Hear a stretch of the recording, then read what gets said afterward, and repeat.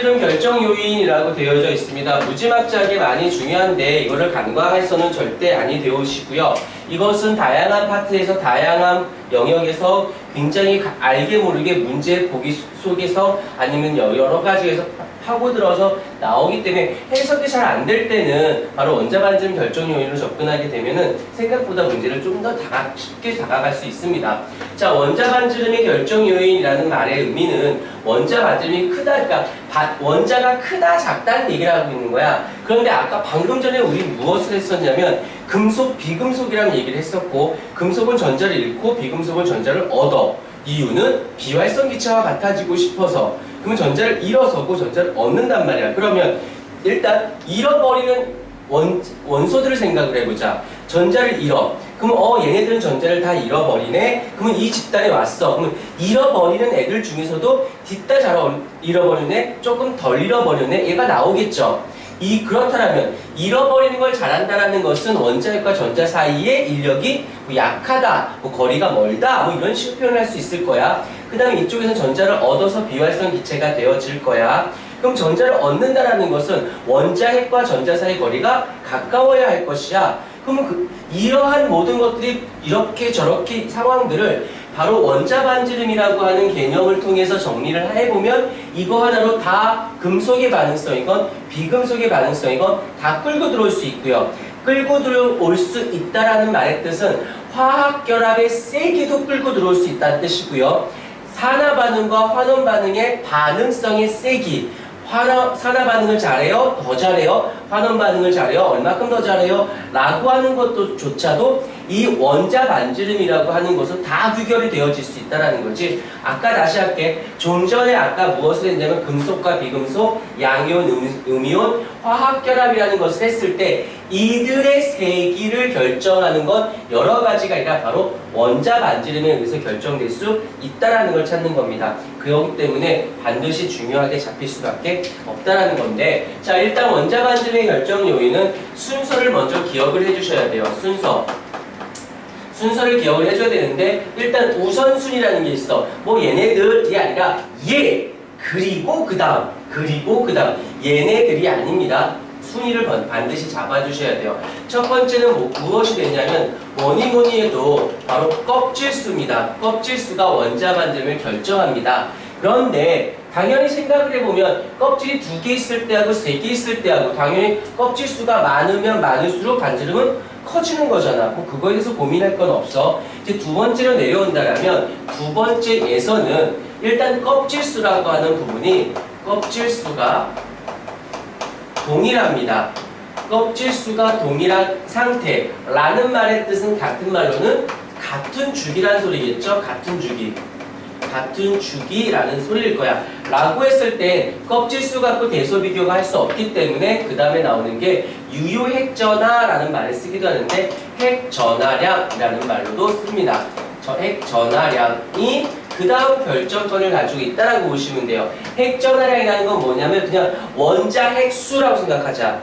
껍질은 같은데 그 안에 들어있는 원자 핵의 개수가 많으면 많을수록 그만큼 인력은 세지겠죠? 그러니까 어떻게 잡아당기는 힘도 세지겠죠? 크기는 작아지겠다.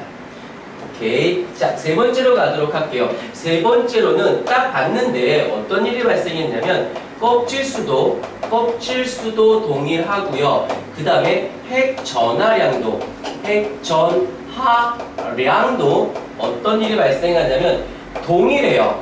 그러면 이제 껍질수 갖고도 핵전하량 가지고도 원자 반지름을 결정할 수가 없기 때문에 그 다음은 무엇이 되어진다? 바로 전자수에 의해서 결정이 되어지는 겁니다.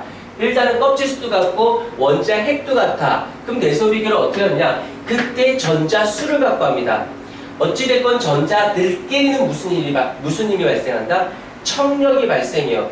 마이너스 전하를 다 띄고 있으니까 그게 10개 있을 때하고 11개 있을 때하고 누가 반발력이 서로가 셀까? 개수가 많았을 때. 그러니까 개수가 많으니까 그들끼리 반발력이 세니까 조금 더 반지름이 커질 수 있다는 뜻입니다. 일단 순위야. 여기서 순위를 봐주셔야 되는 게 껍질수가 우선순위로 간 다음 그리고 껍질수가 같다면 그때서야 핵전하량을 따진다는 거야.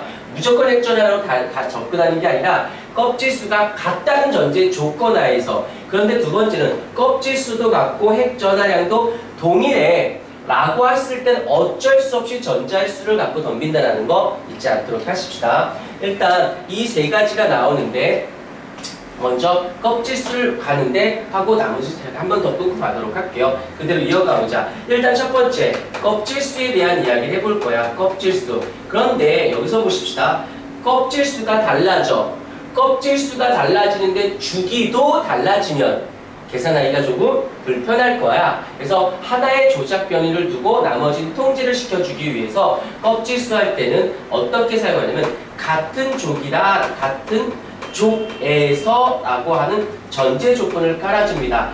다른 족이면 세로 줄 위치가 좌우로 이동하기 때문에 무엇이 달라져? 핵 전하량도 약간 개념이 달라질 수 있고 전제 조건은 껍질수만 갖고 얘기할 거거든. 그래서 같은 족, 동족 원소를 갖고 합니다. 예를 한번 들어보도록 할게요. 리튬이라는 것이 있고 나트륨이라고 하는 것이 있고 칼륨이라고 하는 것이 있어요. 여기는 2주기 원소고 3주기 원소고 4주기 원소야. 껍질수가 다르다. 껍질수가 증가했다라고 생각을 해보자. 라는 말의 뜻은 어떻게 된다? 주기가 증가한다라고 봐도 되겠습니까? 껍질수가 여기 껍질이 2개, 껍질이 3개, 껍질이 4개인 거잖아. 그래서 주기가 증가한다, 껍질이 증가한다 라고 볼 수 있는 것이고요. 그렇게 되면 여기서 얘가 지금 원자 번호 몇 번? 3번, 얘가 11번, 얘가 19번이에요. 그러면 그걸 그대로 또 이어가면 원자 번호도 어떻게 되어진다라고 볼 수 있습니까? 증가한다라고 볼 수 있지 않을까요?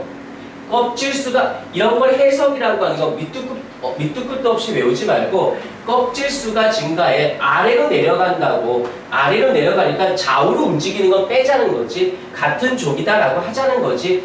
주기 그러니까 아래로 내려가는 거니까 껍질수가 증가해 주기가 증가해. 그 말은 원자 번호로 접근했을 때 원자 번호가 증가하네 라고 했을 때 어떤 일이 발생한다?